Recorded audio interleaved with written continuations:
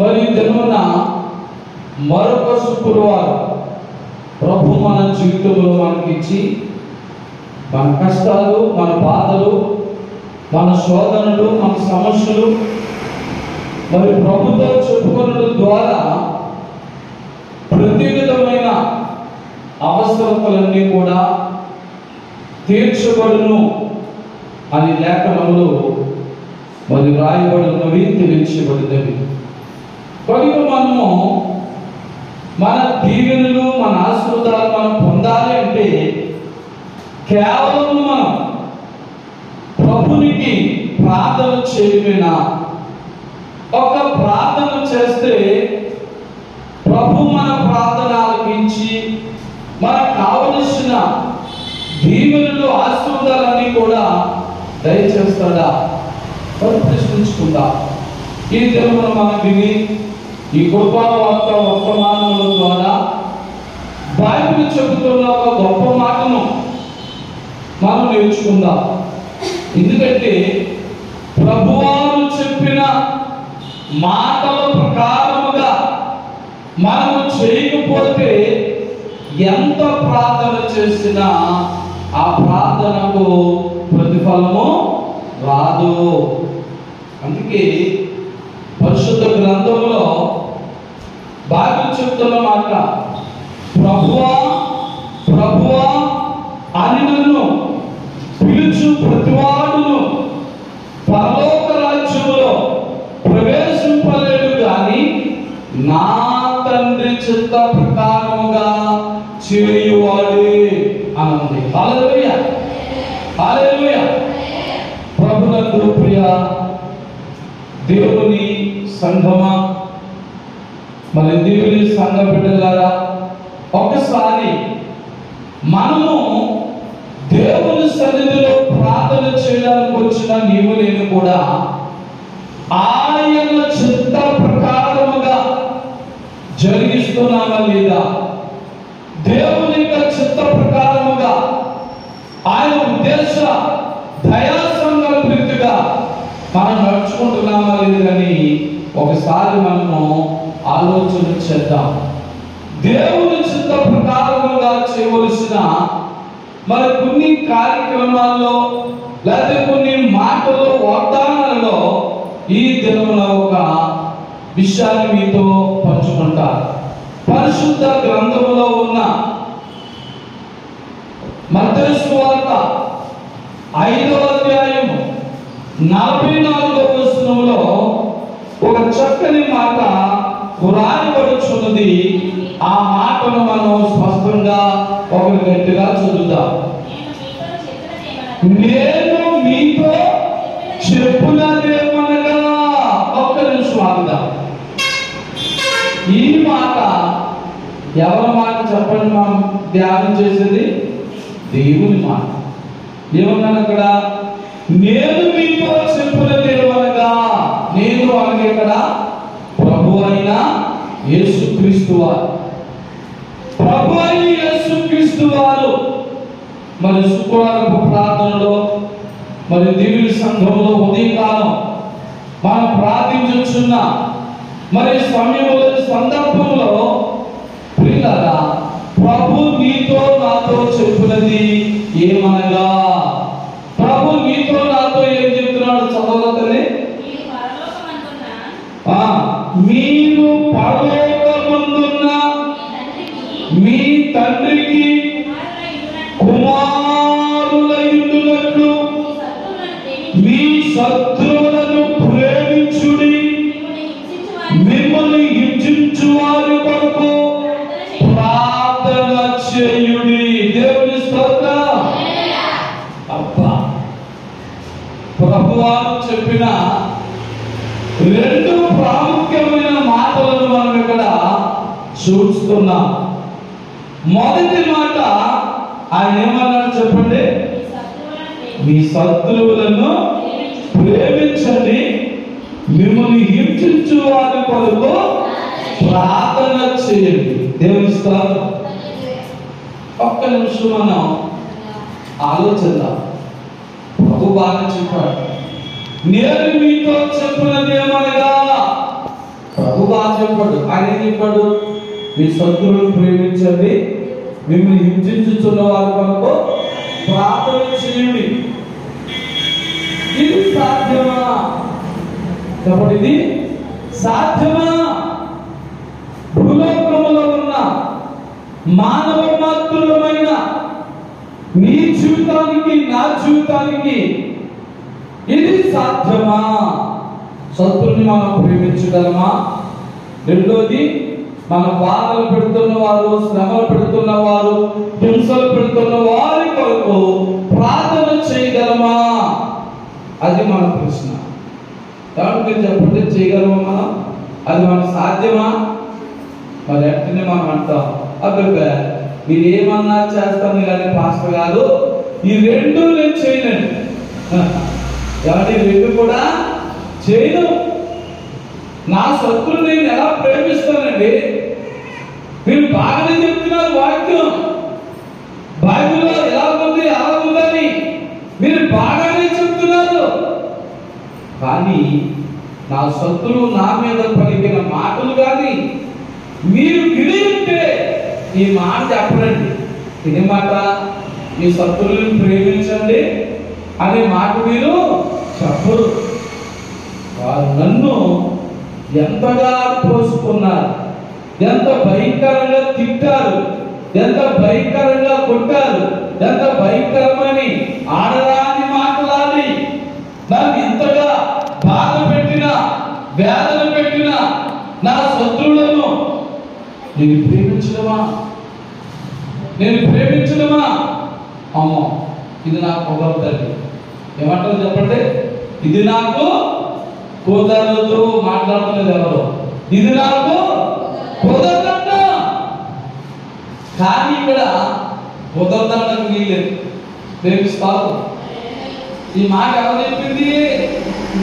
Pastor గారు చెప్పింది అయితే కుదరకపోవచ్చు, సంఘం చెప్పిన వారైతే కుదరకపోవచ్చు, ఏదో లోకులు చెప్పిన మాటలైతే కుదరకపోవచ్చు, నీ స్నేహితుల్లో, నీ బంధువులో, నీ మిత్రుల్లో ఒకవేళ చెప్పిన మాట అయితే కుదరకపోవచ్చు, నీకు కుదరదని చెప్పచ్చు.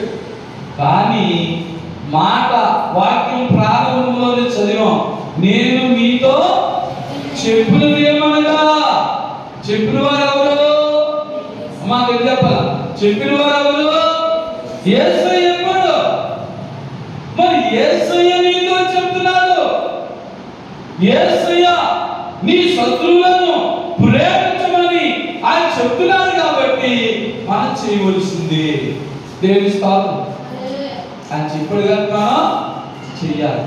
పాస్టర్ గారు ప్రభు చెప్పాడనో నేను చెప్పాడనో ఒకవేళ మేము చేసి వాళ్ళ కాళ్ళ దగ్గరికి వెళ్ళి వారు మేము మరి స్వారీ చెప్పిన సమాధాన పడినా వారు మా మీద ఇంకా చులకనగా చూస్తారు, మా మీద ఇంకా నిందలేస్తారు, మమ్మల్ని ఓడిపోయిన వారుగా చూస్తారు, ఏమి చేయలేక వచ్చి సమాధాన పడిపోయారని చెప్తారు. మా వల్ల కాదండి, మీ వల్ల కాదు, నా వల్ల కాదంటే ప్రభుకి బిడ్డలు ఎలా ఉండగలం? పైన అన్నాడు, మీరు ఆ తండ్రికి కుమారులైనట్లు, మన తండ్రి అయిన దేవునికి నీవు నేను కూడా కుమారులైనట్లుగా, కుమార్తెలైనట్లుగా మనం చెయ్యాలి. తప్పదు. దేవుని స్తోత్రం చెప్పండి. హల్లెలూయా. చెయ్యాలి, తప్పదు. ఇది దేవుడు చెప్పిన మాట. ప్రభు అని చెప్పాడు అంటే ఒట్టి చెప్పడైనా చెప్పండి. ప్రభు చెప్తుంటే చెప్తాడా? ఆయన చెయ్యనిదే ఏది కూడా చెప్పడు. దేవుని స్తోత్రం. ఆయన చెయ్యని మాట ఏది కూడా ఆయన చెయ్యడు. అందుకే మరి శిలువ మీద ప్రభు ఎన్ని మాటలు పలికారు చెప్పండి? 7 మాటలు. ఆ 7 మాటలలో మొదటగా మాట్లాడిన మాట ఏమిటో చెప్పగలరా? ఏమన్నా మొదటి మాట? తండ్రి. చెప్పగలరా? తండ్రి, వీరేమి చేయించున్నారో వీరెరుగరు కనుక వీరిని క్షమించండి. దేవుని స్తోత్రం. అందులో ఏముందో చెప్పండి, ప్రేమ ఉందా లేదా చెప్పండి, అందులో ప్రేమ ఉందా లేదా? ప్రేమ ఉంది కాబట్టి ఆ మాట చెప్పారు. తన శత్రువులు నిజంగా అందరూ కూడా తన శత్రువులు తనను హింసించి బాధ పెట్టి మొఖం మీద ఉమ్ములేసి వీరి మీద పిడుగులు గుద్దులు కుట్టి వీపంతా కూడా నాగలతో దున్నేసినట్టుగా దున్నేసి ఎంత అవమానపరిచారో మనకు తెలుసు. వాళ్ళందరూ ప్రేమగా చేశారా, విరోధంగా చేశారా చెప్పండి? మా విరోధంగానే కదా. అందులో ఎవరైనా ప్రేమతో చేసేరేంటి? ప్రేమతో ఎవరు గాయపరుస్తారా? ప్రేమించేవారు పట్టలో చెట్టులో ప్రేమ గలవారు ఎప్పుడు కూడా అలాంటి భయంకరమైన శిక్షలు విధించరు. వాళ్ళందరూ కూడా ప్రభువుకు శత్రువులే. శత్రువులందరూ కూడా ఏకమై పన్నాగాలు పన్ని ప్రభువుకి అన్యాయముగా సిలువకు ఎక్కించారు, ఊరంతా తిప్పారు, అవమానపరిచారు, కొరడాలతో కొట్టారు, మొండ కిరీటం పెట్టారు, కాళ్ళలో చేతుల్లో మేకులు వేస్తారు, సిలువకు వేల తీస్తారు, ప్రక్కలో బళ్ళు పడుకొచ్చారు. ఇంతగా అమ్మా విందాం, ఎంతగా గాయపరిచి శ్రమలు పెట్టిన శత్రువులను ఆయన ఏం చేశాడు చెప్పండి? మొదటి మాటలో ప్రేమించి దేవుని స్తోత్రం. శత్రులందరినీ కూడా ప్రేమించాడు. అందుకే ఆయన అన్నాడు, తండ్రి మీరేం చేస్తున్నారో మీకు తెలియదు. ఒక మాట చెప్పండి, శ్రమ పెట్టిన వాళ్ళందరూ, యేసు ప్రభుని బాధలు పెట్టిన వాళ్ళందరూ, యేసు ప్రభుని హింసలు పెట్టిన వాళ్ళందరూ తెలియక చేశారా, తెలిసి చేశారా? తెలిసే చేశారు. అందరూ తెలుసు అన్నాక అయిపోయింది కదా. మరి హింసించినటువంటి సైనికులకు కదా, కాళ్ళలో చేతుల్లో మేకలేసిన వారికి తెలియదా? ఆయన పక్కలో బల్లిపోడు పొడుసిన వారికి కలదా? వీధులంట ఊరేగించిన వారికి తెలియదా? అందరికీ తెలుసు. కానీ ఏంటంటే ఒక నీతిమంతునిగా ఉన్న వాడిని బ్రతకనివ్వడు. మన రహస్యాలన్నీ బయట పెడుతున్నాడు. వాక్యంలో ఉన్నది ఉన్నట్లుగా చెప్పేస్తున్నారు. నిజమే, అది కూడా ఒక భయంకరమైన పరిస్థితే. బైబిల్లో ఉన్నది ఉన్నట్లుగా చెప్పడం కూడా తప్పే ప్రజలకి, నిజరా? కానీ నేనంటాను, బైబిల్ మార్గమును గురించి ఉన్నది ఉన్నట్లుగా బైబిల్ మార్గమును గురించి పరలోకములకు వెళ్ళే సంగతిని చెప్పడంలో భయపడకూడదు. హల్లెలూయా. కలబొల్లి మాటలు చెప్పి నవ్వించో కవించో కొన్ని మాటలు చెప్పేసి మనం హాయిగా అనిపించుకోవడం, పొగిడించుకోవడం తప్ప వారి కింద బైబిల్లో ఉన్నది ఉన్నట్లుగా చెప్పినప్పుడు అందరికీ శత్రువులు అయిపోతాం. నువ్వు అయిపోతావు, నేను అయిపోతాం, ఎవరైనా అయిపోతాం. అలాగే ధర్మశాస్త్రంలో ఉన్న యథార్థతను, ధర్మశాస్త్రంలో ఉన్న నీతిని, నిజాయితీని కూడా ప్రభువు యేసుక్రీస్తు వారు ఉన్నది ఉన్నట్లుగా బోధించినప్పుడు అందరికైనా విరోధైపోయారు. కాబట్టి అందరికైనా విరోధైపోయారు. విరోధైపోయి ఎన్నో శ్రమలు పెట్టినా, ఎన్నో బాధలు పెట్టినా, ఎన్నో ఇబ్బందులు పెట్టినా శిలువ మీద అంటున్నాడు, తండ్రి మీరేం చేస్తున్నారో మీరు తెలుసు. ఎందుచేత ప్రభు వారిని ప్రేమిస్తా ఉన్నారు. ప్రేమిస్తారు చెప్పండి, ప్రభు వారిని ప్రేమిస్తా ఉన్నాడు. ప్రభు వారి ఎడల ప్రేమ కలిగి ఉన్నాడు. వారు శత్రువులే కావచ్చు, యేసుని వారు శత్రువులుగా భావిస్తున్నాడు, కానీ ప్రభు వారిని మిత్రులుగా భావిస్తున్నాడు. దేవుని స్తోత్రం. ప్రభుని అనేకులు శత్రువుగా భావించి శ్రమలు పెట్టి, బాధలు పెట్టి, హింసలు పెట్టారు, కానీ ప్రభు అయితే వారిని ఎలా చూశారు చెప్పండి? ఒక సహోదరునిగా చూశారు, ఒక సహోదరిగా చూశారు, తన కుటుంబ సభ్యులుగా చూస్తాడు కాబట్టి వాళ్ళందరినీ కూడా ఆయన ప్రేమిస్తా ఉన్నాడు. దేవుని స్తోత్రం. ప్రభు అయిన క్రీస్తు వారిని అంతగా శ్రమలు పెట్టి అంతగా బాధలు పెట్టిన ఆయనే అనేకులను ఆయన శత్రువులను ఆయన ప్రేమించినప్పుడు మరి నీ శత్రువులు నా శత్రువులు గొప్పేంటి అమ్మా? నిజంగా చెప్పాలంటే నువ్వు నేను అనుకుంటున్నా మన శత్రువులు ప్రభువుకు చేసినట్టుగా మనం చేసారా? మా చెప్పండి, ప్రభువుకు చేసినట్టుగా మనం ఏం చేసారా? మన అంతగా గాయపరచలేదు, కొట్టలేదు, తిట్టలేదు. ఏవో మాట తేడాలు వచ్చాయి. ఏదో ఉద్దేశం ఆపుకోక 4 తిట్లు తిట్టారు, 4 బూట్లు తిట్టారు, కాదు ఒక చెంప మీద కొట్టారు, లేకపోతే ఒక దెబ్బ కొట్టారు. చూసారా? ప్రభువుకు చేసినంతగా నన్ను కూడా మన శత్రువులు మనల్ని శిలువ మీద ఎక్కించేలేదు. అలాంటప్పుడు మన శత్రువులు మనం ఎందుకు ప్రేమించకూడదు? దేవుని స్తోత్రం.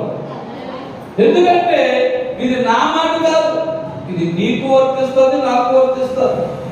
పాస్టర్ గారు కదా, మీకు ఎవరు శత్రువులు ఉండకపోవచ్చేమోనండి, మాకు చాలా మంది శత్రువులు ఉన్నారని అనుకోవచ్చు. శత్రువులు అన్నవారు నీకుంటారు, నాకుంటారు. నేనంటే విరోధంగా ఉన్నవారు ఉంటారు, నేనంటే పెట్టిన వారు ఉంటారు. అయినా దేవుని సేవకులుగా మరి నేను అందరినీ ప్రేమిస్తూ ఉంటాను. దేవుని స్తోత్రం. అందరినీ క్షమిస్తూ ఉంటాను. ఒక దేవుని సేవకునిగా నా శత్రువులను నేను ప్రేమించకపోతే, నా శత్రువుల కొరకు నేను ప్రార్థన చేయకపోతే పిల్లగా నేను నిజమైన సేవకుడిగా ఉండలేను. దేవుని స్తోత్రం. అలాగే నీవు కూడా దేవునికి నిజమైన విశ్వాసంగా ఉండాలంటే నీవు నేను కూడా మీరు తండ్రికి కుమారులకు అక్కడ ఈ మత్తయి సువార్త 5వ అధ్యాయం 44వ వచనంలో 2వ లైన్ ఉందండి. మీరు తండ్రికి కుమారులగునట్లు మరి నీవు నేను కూడా మన తండ్రి అయిన దేవునికి మన కుమారులు అవ్వాలంటే మనం తగ్గించుకోవాలి. దేవుని స్తోత్రం. చెప్పండి, మనం ఏమవ్వాలి? తగ్గించుకోవాలి. మనం కాదగలుగుతాం. భాస్కర్ నేను తగ్గించుకోవడం ఏంటి? వాడు నా ముందెంత, వీడు నా ముందెంత, ఆయన నా ముందెంత, ఈమె నా ముందెంత అని మనం అనుకుంటాం. దేన్ని చూసి? లోకములో ఉన్న వాటిని చూసి. ఒకవేళ మనం ఉన్నత స్థితిలో ఉండి, ఉన్నతమైన అధికారంలో ఉండి, ఉన్నతమైన ఆశీర్వాదాలతో ఉండి, దారులతో, మేడబెద్దులతో, ఆస్తి అంతస్తులతో, అధికార హోదాతో మనం తొలతూగుతా ఉన్నప్పుడు మనకంటే తక్కువ వారిని క్షమించడానికి మన మనసు ఒప్పుకోదు. దేవుని స్తోత్రం. కానీ నీవు నేను కూడా తండ్రికి కుమారులుగా ఉండాలంటే, మనం ఆరాధిస్తున్న దేవునికి కుమారులుగా కుమార్తెలుగా ఉండాలంటే మన పౌరుషం చచ్చిపోవాలి. దేవుని స్తోత్రం. ఏం చచ్చిపోవాలి చెప్పండి? ఉంటారు, నీకుంటారు, నాకుంటారు పౌరుషం. పౌరుషం లేని వాళ్ళు ఎవరు లేరు. ఒకవేళ పౌరుషంగా లేకపోతే ప్రజలు ఏం చేస్తారో తెలుసా? రెచ్చగొడతారమ్మా. చెప్పండి, ఏం చేస్తారమ్మా? రెచ్చగొడతారు. పౌరుషం లేనోడు, అలాంటి మీసం లేనోడు, గడ్డం లేనోడు, చూసారా? ఆడానికి ఆలంతో ఇలాంటి ఏమంటారు? నో. లోకం మనం ఏమనుకున్నా, లోకం మనం ఏమని మరి అదినా మనం తగ్గించుకుని ఉండాలి. హల్లెలూయా. తగ్గించుకోవడం తప్పేనుందా? నా మాట కాదు, బైబిల్ మాట చెప్తాను. రిఫరెన్స్లని చెప్పలేకపోకుండా బైబిల్లో ఉంది, తన్ను తాను తగ్గించుకున్నవాడు హెచ్చించబడును. హల్లెలూయా. లోకములో క్రీస్తు నిమిత్తము ఎవరైతే తగ్గించుకుంటారో తమ శత్రువులు ఎడల ఎవరైతే తాను తగ్గించుకుంటారో పిల్లలా వారు హెచ్చించబడతారు. దేవుని స్తోత్రం. ఎవరైతే మన శత్రువు ముందు మనం హెచ్చించుకుంటామో, శత్రువు ముందు మనం హెచ్చించుకుని, లోకం ముందు మనం హెచ్చించుకుని, లోకవేత్తల మనల్ని మనం హెచ్చించుకుని, నేనేంటి నా అంతస్తు ఏంటి, నేనేంటి నా పరిస్థితి ఏంటి, మరి నేను తగ్గించుకోవాల్సిన పని ఉంది.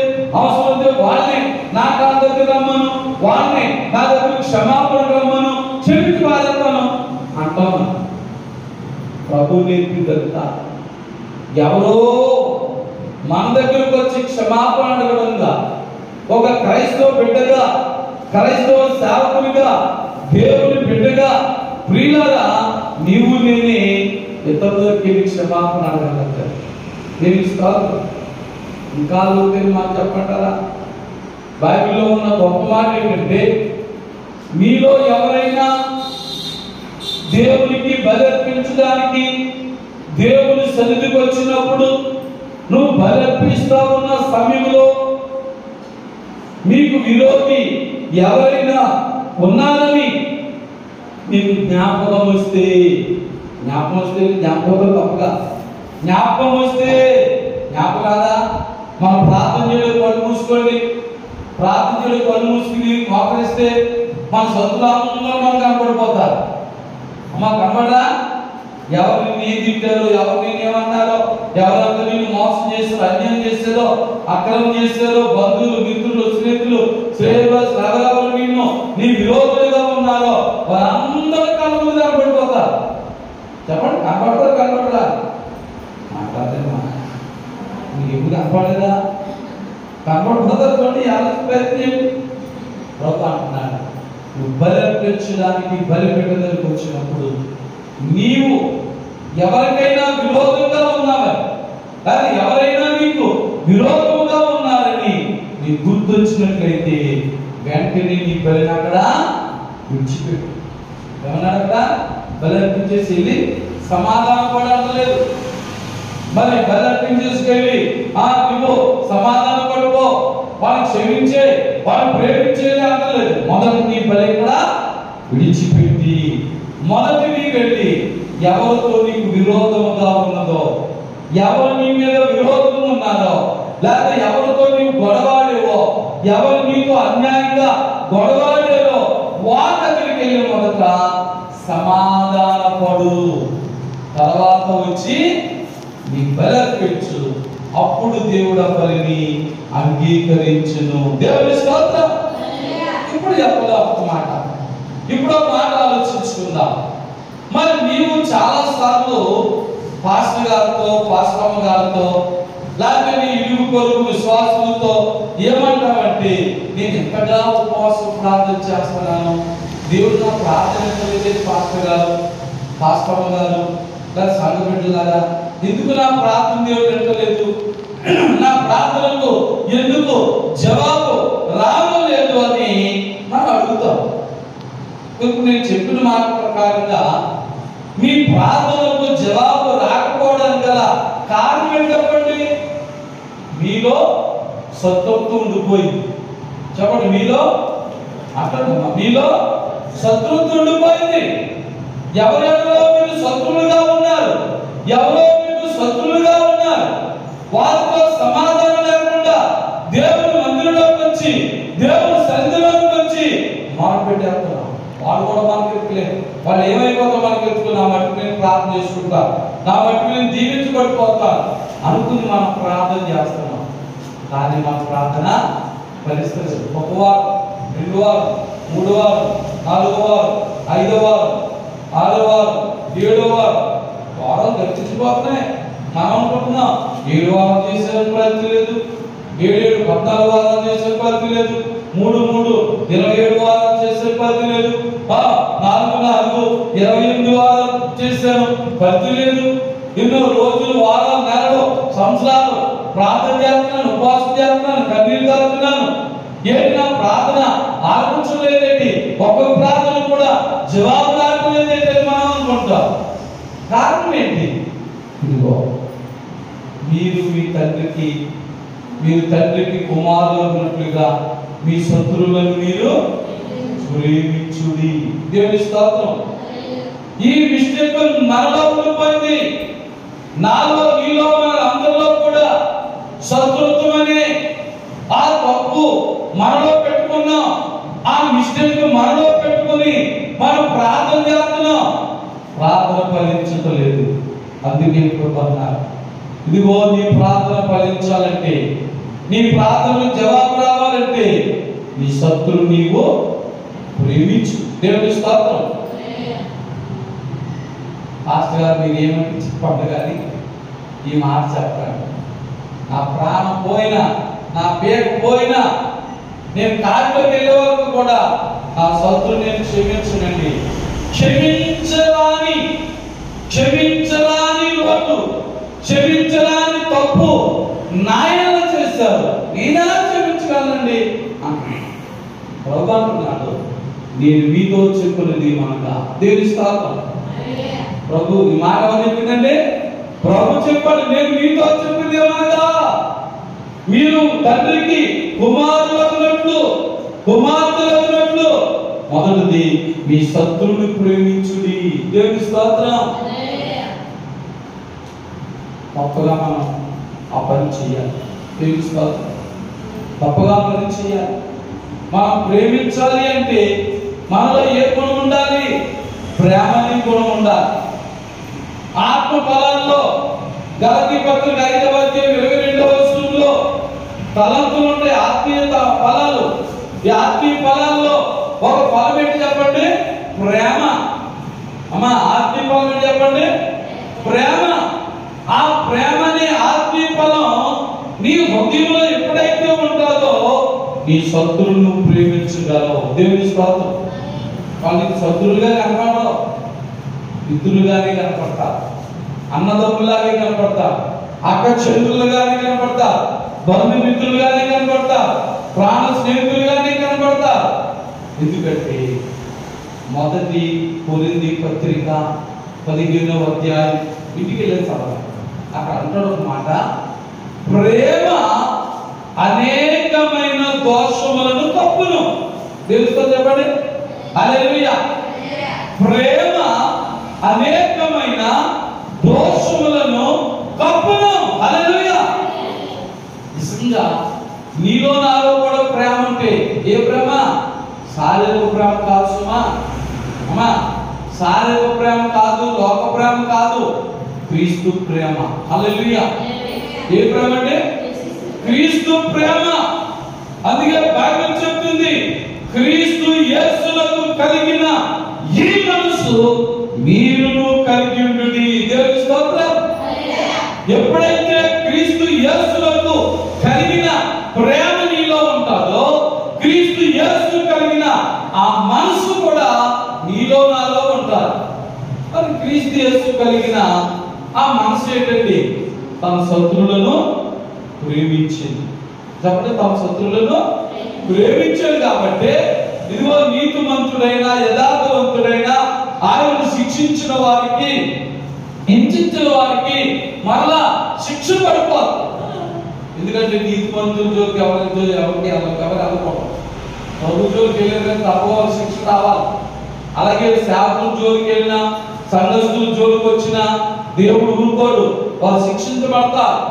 అసలు పాస్టర్ గారిని పాడు చేద్దాం అనుకున్నా, సంఘస్థులను పాడు చేద్దాం అనుకున్నా, సంఘాన్ని పాడు చేద్దాం అనుకున్నా వారు శిక్షించబడతారు. వారు ఓ భయంకరమైన శోధన, కష్టాలు, బాధలో పడిపోతారు. అందుకే ప్రభు క్రీస్తు కలిగిన మనసుతో, ఆ ప్రేమతో తండ్రిని వేడుకున్నాడు, తండ్రి మీరేమి చేస్తున్నారు, మీరెందుకు కనుక వీరిని క్షమించే. దేవుని స్తోత్రం. ఆ మాట నీవు నేను కూడా మన శత్రువు విషయంలో చెప్పకపోతే వారి క్షమాపణ కలగదు. అర్థమైందా? వారు ఏదో శిక్షలో పడిపోతారు, ఏదో శోధనలో పడిపోతారు, ఏదో ఇబ్బందుల్లో పడిపోతారు. అప్పుడు మరలా మనమే ప్రార్థన చేయాలి. హల్లెలూయా. చెప్పండి. వాళ్ళు మళ్ళా కష్టాల్లో పడిపోయి, బాధల్లో పడిపోయి, శోధనలో పడిపోతే మరలా మనమే ప్రార్థన చేయాలి. ఏంటండి మనం ఎందుకు చేస్తామండి అనుకుంటారా? మరి సమయం పొందని వచ్చిన మాట చెప్తారు. దమస్కు మార్గంలో అక్కడ సంఘాన్ని పాడు చేయాలనుకున్న సౌలు గారిని దేవుడు ఒక లెక్కగా కొట్టినప్పుడు పడిపోయి చాలా మరి బలవంతుడు, ధనవంతుడు, విద్యావంతుడు, హోదా, అధికారాలు అనుకున్నారు, అన్ని ఉన్నాయనుకున్నారు. దేవుడు పక్కగానే పడిపోయాడు. ఇప్పుడు అనేక మందిని చంపేశాడు, నరికేశాడు. కానీ దమస్కులో ఉన్న సంఘాలను కూడా పాడు చేయాలని వెళ్ళిపోతున్నాడు. అలాంటి వాడి కోసం ఏ సేవకున్నైతే సంపాదనుకున్నాడో, ఏ సంఘాన్నైతే పాడు చేయాలనుకున్నాడో ఉన్నారో మళ్ళీ అదే కాపరి, అదే దైవజనుడు సౌలు కోసం ప్రార్థన చేయవలసి వచ్చింది. దేవుని స్తోత్రం. కాబట్టి హల్లెలూయా, నిజమే. మరి నీవు నేను కూడా కాడ మన శత్రువులు మనం క్షమించకపోతే, వాళ్ళ శ్రమలో, శోధనలో, బాధలో, వ్యాధంలో పడిపోతే మళ్ళా తిరిగి మొదలైపోతారు. అప్పుడు క్షమాపణ పెడతారు. పాటగారు క్షమించండి అమ్మా, విశ్వాసి క్షమించమ్మా, నేను పాటగారు మాట్లాడినాను, శోధనలో పడ్డాను, ప్రార్థన చేయమంటారు. కానీ ప్రభు ఉద్దేశం ఏంటంటే మనం హింసిస్తే హింసించారు, బాధపడితే బాధ పెట్టారు, కానీ మనల్ని బట్టి మనం శోధించుకోవాలి, శోధనలో పడకూడదని ప్రభు శిలువ మీద తండ్రి మీరేమి చేస్తున్నారో మీరు ఎరుగురు కనుక వీరిని క్షమించు ప్రభు అని చెప్పారు. ఆయన క్షమించాడు కాబట్టి మరి ఆయన ఇప్పుడు నీతో నాతో కూడా అంటున్నారు. ఈ 44 వస్తువులు అన్నాడు, నేను మీతో చెప్పినది ఏమనగా మీరును మీ శత్రువులను ప్రేమించుడి. నేను మీతో చెప్తున్న మాట ఏంటంటే మీరు మీ శత్రువులను ప్రేమించుడి. ప్రేమిద్దామా? మా చెప్పండి, ప్రేమిద్దామా? చెప్పండి తల్లి, ప్రేమిద్దామా వద్దా? ప్రేమిద్దాం. దేవుని స్తోత్రం. మనం ప్రేమించినంత మాత్రంలో మనకు వచ్చే నష్టం, కష్టం ఏమీ లేదు. మనం క్రీస్తుకు బిడ్డలుగా ఉన్నాం, మన తండ్రికి కుమార్తెలుగా ఉన్నాం కాబట్టి మనం క్షమించడంలో తప్పు లేదు. ఎవరిని బట్టి క్షమించడం? అనుకున్న డబ్బుని బట్టి కాదు, అనుకున్న బలాన్ని బట్టి కాదు, ఆడికేదో పలుకుబడుతుందని కాదు, ఆడికేదో జ్ఞానం ఉందని కాదు, ఆడేదో పొద్దుట దాకాసి కొట్టేస్తాడో సంపేస్తాడో బయటతో కాదు. ఎందుచేత మన శత్రువులు మనం క్షమిస్తున్నాం, ప్రేమిస్తున్నాం అంటే క్రీస్తు యేసుని కలిగి ఉన్నాము కనుక. హల్లెలూయా. క్రీస్తు యేసు కలిగిన ఆ మనసు నీలో నాలో ఉన్నది కాబట్టి మనవాన్ని ప్రేమిస్తున్నాం, మనవాన్ని క్షమిస్తున్నాం. హల్లెలూయా. ఒకవేళ క్రీస్తులోనే మనం లేకపోతే, క్రీస్తు బిడ్డలుగా మనం మారకపోతే ఏం చెప్తాం? నియంత్రణతో తేల్చేసుకుందాం అంటాం. ఇప్పుడేమని చెప్తున్నాం? ప్రభు అన్నాడు ఒక సెమ్మెల్లో ఉంటే 2 సెమ్ కూడా ఇచ్చిండు అన్నాడు. దేవుని స్తోత్రం. చెప్తున్నా కాదు, ఎంత పౌరుషం ఉన్నవాళ్ళు కూడా, గుల్లాంటి వాళ్ళు కూడా పిల్లైపోతున్నాం. చూసారా, చాలా మంది ఈ రోజుల్లో సంఘ కాపురం పోతున్నారు, మతోన్మాదులు పాస్టర్ గారు పోతున్నారు. తెలుసా మీకు? ఏమన్నా పోతున్నారు తెలుసా? ఎందుకు బతుకున్నాడు? నాకంటే సంబంధం ఉన్నవాడు వచ్చి బలవంతుడు కొట్టేస్తున్నాడు. పాటగారు పిల్ల ఉంటుంది, అలా చదువుతున్నది అక్కడ కూర్చించుకోడేసినా, కడిగించుకోడేసినా, రాయించుకోడేసినా మరి తిరగబడితేనో పాస్టర్ గారు అంత బలం ఉన్నవాడు తిరగబడితే ఏమైపోద్ది చెప్పండి? యథార్థం. తిరగబడితే పైసలు పనిచేయదు, తిరిగి నాకు కొట్టినంటే మంచి నాకు కూడా చచ్చిపోతారు కింద. కానీ పాస్టర్ గారిని మతోన్మాదులు కొట్టినా తిట్టినా పిల్లిలా ఉండడానికి గల కారణం ఏంటి? పులిలాంటి స్వభావం చచ్చిపోయింది. దేవుని స్తోత్రం. ఎప్పుడైతే ప్రభువైన యేసు క్రీస్తు వారిని నమ్ముకున్నారో తన బలము, తన శక్తి, తన సమస్తాన్ని కూడా తగ్గించేస్తున్నాడు. ఇంకా క్రీస్తులో మార్పు చెందాడు కాబట్టి కొడితే మరో సంపడుతున్నాడు, ఈ మీద కొడితే మరో దెబ్బకొట్టే అంటున్నాడు. దేవుని స్తోత్రం. ఈ మతోన్మాదులకి ఆ రహస్యం తెలియక పాటగారికి మేంటే భయం అంటున్నారు. పాటగారికి మేంటే భయం. మా యూతులకి పారిపోతారు. మేము కొడుతూ తిడితే తిట్లు. ఇది చేత ప్రభు చెప్పాడు, నేను చెప్పినది ఏమనగా మీ తండ్రికి మీరు కుమారులు ఉండినట్లు మీ శత్రువులను మీరు ప్రేమించుడి. దేవుని స్తోత్రం. ఏ విశ్వాసం అంటే పక్కింగా ఉండగా చెప్పి ఉండలేదు. ఎందుకు నువ్వు మౌనం అయిపోతున్నావు? వాళ్ళు తెలుసుకోలేకపోతున్నారు. అయ్యో ఈ బిడ్డ దేవుడు నమ్ముకుంది అంటే కొడితే కొడతలేదు, తిడితే తిడతలేదు, వీళ్ళు జోలికి వెళ్ళిపోవాలి, ఎదగకూడదని ఎదగవాళ్ళకు ఉండాలి. ఎవరెవరు ఏమనుకున్నా ప్రభు మాట్లాడదామా? దేవుని స్తోత్రం. చెప్పండి, ఎవరెవరు ఏమనుకున్నా, పౌరుషులు అనుకున్నా, తిరుగుబోడు అనుకున్నా, భయస్తులు అనుకున్నా, కొట్టే కొట్టలేడు, తింటే తిట్టలేడు అనుకున్నా మనం మౌనంగానే ఉన్నాం. హల్లెలూయా. ఎవరిని బట్టి? క్రీస్తుని బట్టి. ఆ మాట మర్చిపోకండి. నీకు కోర్సు ఉంది, నాకు కోర్సు ఉంది. తింటే తిట్టగలం, కొట్టే కొట్టగలం. వాడు ఎవరు కొట్టే మనం 4 కొట్టగలం, వాడు ఎవరు తింటే మనం 10 తిట్టగలం. కానీ నో, ఎందుకు మనం మౌనం అయిపోతున్నాం? ఎందుకు మన నోటికి తాళేసుకున్నాం? ఎందుకు మనం మౌనం అయిపోయి? ఇదిగో మత్తయి సువార్త 5వ అధ్యాయం 44వ వచనంలో ప్రభు చెప్తున్నాడు, నేను మీతో చెప్పినది ఏమనగా, అవునండి, నేను మీతో చెప్పినది ఏమనగా, మీ తండ్రికి కుమారులు అన్నట్లు. ఏ తండ్రి? పరలోకమందున్న మీ తండ్రికి మీరు కుమారులు అన్నట్లు మీ శత్రువులను కాబట్టి మీ శత్రువులను ప్రేమించుడి. హల్లెలూయా. ప్రేమిద్దామా? ప్రేమిద్దాం. దేవుని స్తోత్రం. ఈ ప్రాణం ఎప్పుడు అవుతుందో తెలుసండి. లోకాన్ని ఎప్పుడవుతో తెలిపేది. గొడవలతో ఉండే రోజులు పోయి గొడవలాడుకుంటా, దెబ్బలాడుకుంటా, భార్య భర్తలు గొడవలాడుకుంటా, అత్త కొడుకు దెబ్బలాడుకుంటా, ఇరుగు పొరుగులు దెబ్బలాడుకుంటా కానీ రోజు లేవు. ప్రభు చెప్పాడు, చెడ్డ దినాలు వచ్చాయి, అపాయకర దినాలు వచ్చాయి.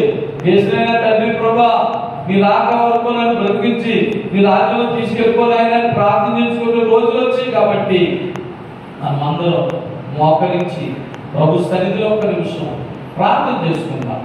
మరి మనకున్న శత్రువులు ఇందాక మీరు మాట్లాడలేదు, కానీ ఈ వాక్యం విన్నారు కనుక ఈ కృపావృత వర్తమాన వినుడి ద్వారా మీరు మోకరించి మీరు ప్రార్థనలో మీ శత్రువుల కొరకు ప్రార్థన చేయాలని మీ మనసు వచ్చింది. కాబట్టి ఇట్లాగా మీ ప్రార్థనలో వారిని క్షమించాలని మనసు మీకు వచ్చింది. కాబట్టి చూడండి, మీ కాలంలో అందరూ కనపడిపోతారు. కనపడాలి లేదా? మీ శత్రువులు బంధువుల్లో అయితేనేమి, వీధిలో అయితేనేమి, పొందూరులో అయితేనేమి, బాల్య స్నేహితులు అయితేనేమి, మిత్రులు అయితేనేమి, సంఘస్థులు అయితేనేమి, సంఘటనలు అయితేనేమి, సేవకులు అయితేనేమి, ఎవరైనా సరే మీరు శత్రువులుగా మీకు విరోధంగా మాట్లాడే వాళ్ళందరూ మీ కళ్ళ ముందు కనపడిపోతున్నారు. వారిని క్షమించి శిలువ మీద ఉన్న ప్రభువు యేసుక్రీస్తు వారే ఆయన శ్రమలు పెట్టే వారిని, బాధలు పెట్టిన వారిని, హింసలు పెట్టిన వారిని క్షమించారు. ఆయనే క్షమించగలిగింది. ఆయన చెప్పిన మాట ప్రకారంగా నీవు నేను కూడా క్షమించకపోతే మనం ఇంకా క్రైస్తవులమేంటి? మనం ఇంకా దేవుని బిడ్డలమేంటి? మనం ఇంకా తండ్రికి, పరలోకమందున్న మన తండ్రికి కుమారులు కుమార్తెలకి మొత్తం ఆలోచించారు. రెండో మాట మరొకసారి ప్రేమ సమయం ఉంటే మేము హింసించు వారి కొరకు ప్రార్థించుకునే మాట నేర్చుకుందాం. మొదటి వాటికి మన సమయం చాలేదు. కాబట్టి ఇది మన శత్రువు ఎడల మనం ప్రేమ కలిగి ఉందాం, తగ్గించుకుందాం, తప్పలేదు. క్రీస్తు ప్రేమను చూపించుదాం, తప్పలేదు. క్రీస్తు ప్రేమించినట్లుగా మన శత్రువులు మనం ప్రేమించుదాం. ప్రార్థన. ప్రేమ గల మా తండ్రి, దయగల మా యేసయ్యా, మరింత వరకు మరి దిగులి సంఘ బిడ్డలు ఈ దినమున మరి జూన్ నెల మొదటి శుక్రవారపు దినమున విన్న ఈ ఉపవాస ప్రార్థన కూటంలో కృపావార్త వర్తమానముల వినుడి ద్వారా నాయన మీరు చెప్పిన మాట ప్రకారంగా నేను మీతో చెప్పినది ఏమనగా, మీ తండ్రికి మీరు కుమారులు ఉన్నట్లుగా మీ శత్రువులను ప్రేమించుడి, మిమ్మల్ని హింసించు వారి కొరకు ప్రార్థన చేయడని మీరు పలికిన మాటలు మేము ధ్యానం చేస్తాం. కానీ ప్రభా, 2 మాటల్లో ఒక మాట మేము ధ్యానం చేసుకోగలిగాం. శత్రువులను ప్రేమించు అనే మాటను ధ్యానం చేస్తాం. మరి మమ్మల్ని హింసించుతున్న వారికి ప్రార్థన చేయలేని మాటకు సమయం లేక మరొకసారి మేము ధ్యానం చేసుకున్నట్లుగా సాధించండి. మరి గొప్ప వర్తమానులు మందిరంలో ఉండి ఉన్నవారు, ఈ మైక్ ద్వారా బయట ఉన్నవారు అనేకులు వినియోగంగా వారందరిలో కూడా నిజమైన క్రీస్తు మనసు దయచేయండి అయ్యా. నిజమైన క్రీస్తు మనసు దయచేయండి అయ్యా. నీ బిడ్డగా, నీ సేవకులుగా, నీ విశ్వాసిగా నాలో మాలో క్రీస్తు యేసు కలిగిన గొప్ప మనసును మాకు దయచేసి మహిమ ఘనత ప్రభావం పొందమని మా ప్రభువు ప్రియరక్షకుడైన యేసుక్రీస్తు పరిశుద్ధ నామములో ప్రార్థించి వేడుకొనుచున్నాము తండ్రి. ఆమేన్. పరమ తండ్రి దేవుని ప్రేమ, ప్రభు యేసుక్రీస్తు యొక్క కృప, పరిశుద్ధాత్మ యొక్క అన్యోన్య సహవాసము సహాయం ఇప్పుడు ఎల్లప్పుడూ కూడి వచ్చిన మనందరికీ, మన దివ్య సంఘ బిడ్డలకు సదాకాలము తోడుకుండి నడిపించును గాక. ఆమేన్. యేసు రక్తమే ఇచ్చారు, శిలువ రక్తమే ఇచ్చింది, ప్రభు యేసు రక్తం సంపూర్ణ ఇచ్చింది, అపవాదికులంతా నాశనం కలుగును గాక.